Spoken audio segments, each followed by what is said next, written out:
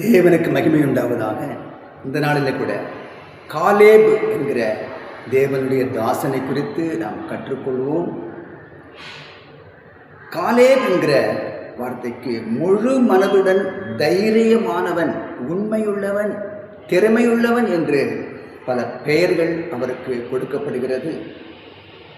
கானானை வேவு பார்க்க சென்றவர்களில் 12 பேரில் யோசுவாவும் காலேபும் அதிலே இருக்கிறார்கள். எல்லாரும் பயம் நிறைந்த அவிசுவாசமான அதைரியமான வார்த்தைகளை பேசும்பொழுது ஜனங்கள் மத்தியிலே பயமும் சந்தேகமும் அவநம்பிக்கையுமே உண்டான நேரத்தில் காலேபு தைரியமான வார்த்தைகளை பேசி இருக்கிறார் என்பதை நாம் வாசிக்க முடிகிறது.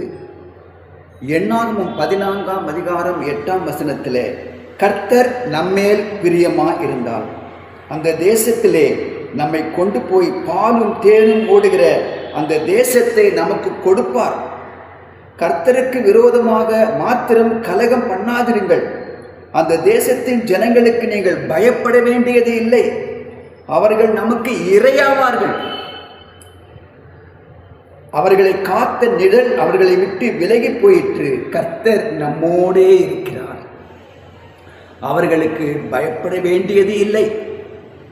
கர்த்தர் நம்மோடு இருக்கிறார். நாம் அவர்களுக்கு பயப்பட வேண்டியது இல்லை என்கிற ஒரு அருமையான, ஒரு தைரியமான, விசுவாசமான வார்த்தைகளை பேசிய காலேப் நம்முடைய வாழ்க்கையில கூட இப்படிப்பட்ட தைரியமும் விசுவாசமும் மன நிறைந்த வார்த்தைகளை பேசும் பொழுது நாம் மற்றவர்களுக்கு அந்த தைரியத்தை கொடுப்போம். பயத்தையும் சந்தேகத்தையும் அவிசுவாசத்தையும் நம் மூலமாய் தேவன் அவர்களிலிருந்து நீக்கி போடுவார். கர்த்தர் நம்மை அதற்காக பயன்படுத்துவார்.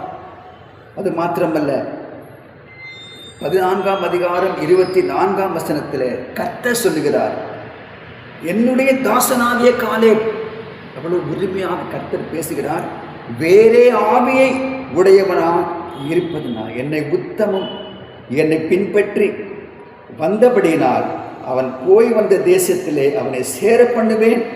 அவன் சந்ததியார் அதை சுதந்திரித்துக் கொள்ளுவார்கள். இது விசுவாசமான வார்த்தைகளை பேசின யோசுவாவும் காலேபும் தவிர அந்த சந்ததியிலே யாருமே அதில் பிரவேசிக்க முடியாமல் போயிற்று. அது பிள்ளைகள் மாத்திரமே அதில் பிரவேசித்தார்கள் என்று பார்க்க முடிகிறது. அது மாத்திரமல்ல, யோசுவா புஸ்தகம் 14ஆம் அதிகாரம் 11ஆம் வசனத்திலேயும் இப்படி சொல்லுகிறார், மோசே அனுப்பின நாளிலே எனக்கு இருந்த அந்த பலன் இந்நாள் வரைக்கும் எனக்கு இருக்கிறது. யுத்தத்திற்கு போக்கும் வருத்தமாயிருக்கிற அப்போது எனக்கு இருந்த பலன் இப்பொழுதும் இருக்கிறது என்று சொல்லுகிறார்.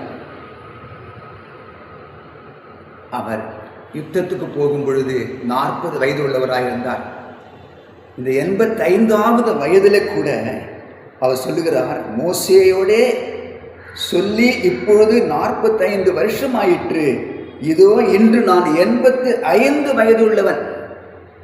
85 வயது உள்ளவர் காலேப் கேட்கிறார், எனக்கு அந்த மலை நாட்டை தாரும் என்று கேட்கிறார். கடினமாக உழைக்கக்கூடியவர், இன்று சுறுசுறுப்பாக வேலை செய்யக்கூடியவர், தைரியமாக இருக்கக்கூடிய காலேப் நம்முடைய வாழ்க்கையில கூட தேவன் நல்ல தைரியம் உள்ளவர்களாக, விசுவாசம் நிறைந்தவர்களாக, நம்பிக்கை நிறைந்தவர்களாக தேவன் நம்மை பயன்படுத்துவார். மலை நாட்டை எனக்கு தாரும், கடினமான வேலைகளை எனக்கு தாரும் என்று சொல்லி கேட்கிறவர்களாக தேவன் நம்மை பயன்படுத்துவார். நம்முடைய பிள்ளைகளை பயன்படுத்துவார். சந்ததியை எப்படி காலேபின் சந்ததியை கர்த்தர் ஆசீர்வதித்தாரோ அதே போல உங்கள் சந்ததியும் கர்த்தர் ஆசீர்வதிப்பார். God bless.